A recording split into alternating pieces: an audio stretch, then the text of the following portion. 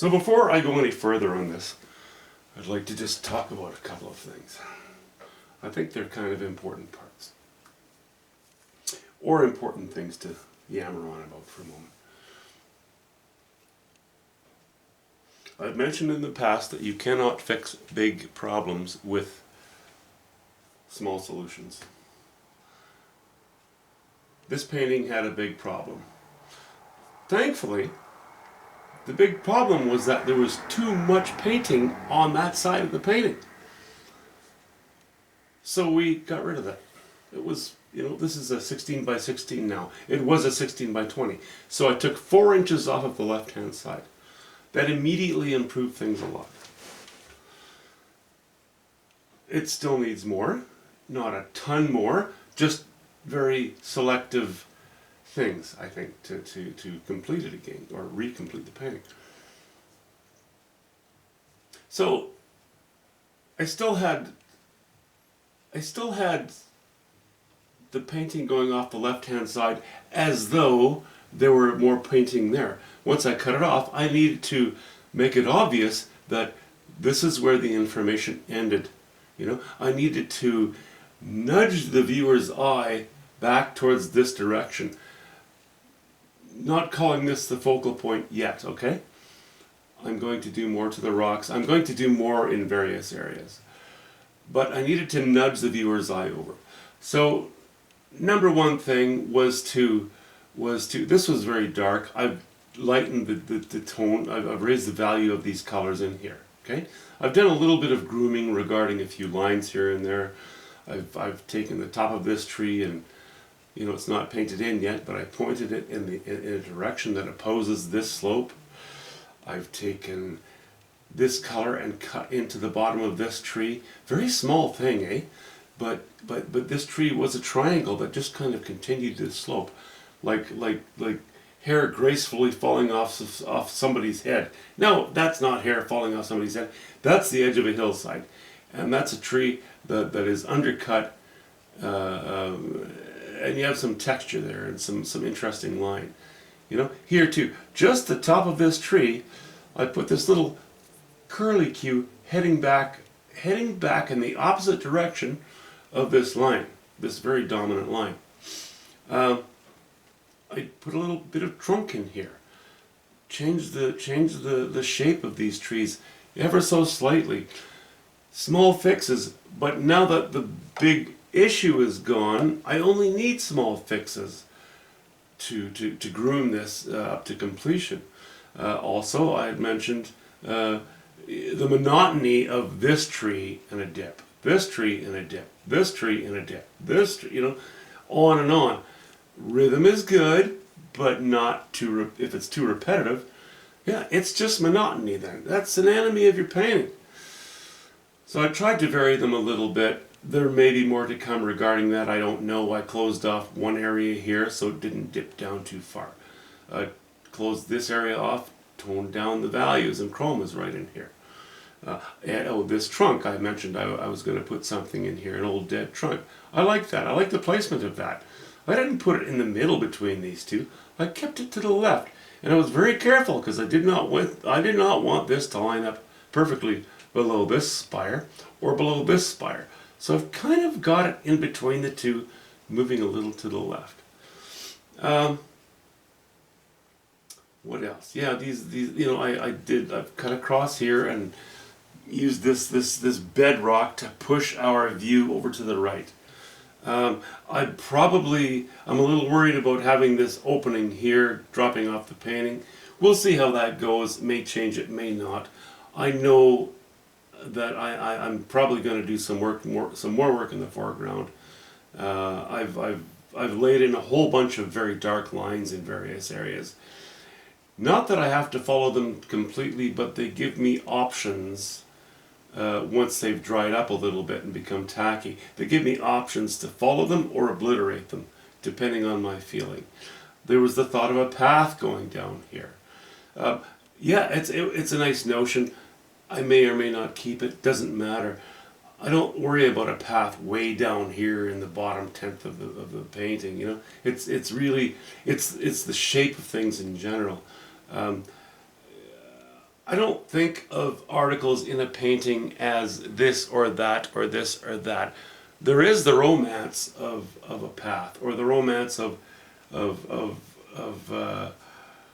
old dead trunk here, or the romance of this sort of creamy, warm light against the distant hills. If you allow yourself to become too enamored with a certain part of the painting, and it's not within your focal area, the area of interest, so to speak, it can damage your further development of the painting. So be willing to let it go. All we're doing is looking at lines. Now, I have the benefit of not using reference photos really, except for maybe information, but not as a composition or specifically as objects. So I can move things around as I please. Anybody can. It's just that people seem to feel often so afraid of breaking the boundaries of saying, well, yeah, but I can paint that in, I can paint this in, but that's not what the photograph shows. Or when I was out painting, there was no dead tree there. Well, talk about inhibiting your own creativity. That's a horrible idea. If there was no tree there, but it could use one for the sake of the shapes, for the sake of the composition, for the sake of general interest, put one in. Who cares? I service the painting. I don't service the memory. I do not service the exact view. I'll never do that. I am all about trying to make a painting, a painting that I love, a painting that reminds me of an area. Certainly, it's reminiscent of spaces I've been. Often it's very close to the view that I've seen, but I am not afraid of changing the composition slightly, using value, chroma, line, or the hue itself. Don't worry about those things. Be an artist, for crying out loud. You're not an illustrator. You're an artist. That gives you artist license. Okay, so I still have a bunch of work to do. All little tiny bits. I have to put a little paint on this trunk and tidy up a few things and, groom it as I feel necessary. I'm really enjoying this though, because it's just a little bit here, a little bit there, a little bit there, a little bit there. It's kind of like a Christmas holiday for me. Now I get to treat this painting as though I am a hobbyist and I'm just playing and enjoying myself. One last thing. By the time I have all this motion, which is going to become more important because I'm going to be throwing a little more color down in here as well. Now that I have this so much up and down motion, I think that my sky tends to cap everything. I think my sky will need to repeat or maybe assimilate's a better word, the fluidity and the movement in the painting. I have a line across here, darker gray, lighter gray, into silvers, right? I think it's more than likely that I'm going to pick up some of these colors and introduce them up here. And I'm going to keep bringing this line, I'm going to break into this gray that caps the top of the painting. And bring some light up here in some way or another. We'll see how that develops. But I think that's going to unify the sky with the bottom. If this painting were still a 16 by 20, or if it were a really long one, then maybe the sky would work the way it is. I love the colors, love the application, I love the design, but not for the square shape. Now we need to look into the sky being a sister or a brother or at least a family member of the rest of the painting, and in doing so I think we need to introduce some colors to break up this gray, because we have a square format. Let's put more verticality into the thing. Square format, fairly vertical shapes, more verticality in the sky. This is the only place in the whole painting where there's all this and that and this and that. So let's make this a union with this, so we have some synchronicity. Anyway, I think I've talked long enough.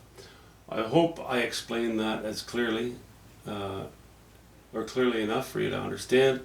This is my thinking. There will be differences of opinion, obviously, and that's just fine. But it's my painting, my choice. Oh, my hair. Oh my goodness, my hair.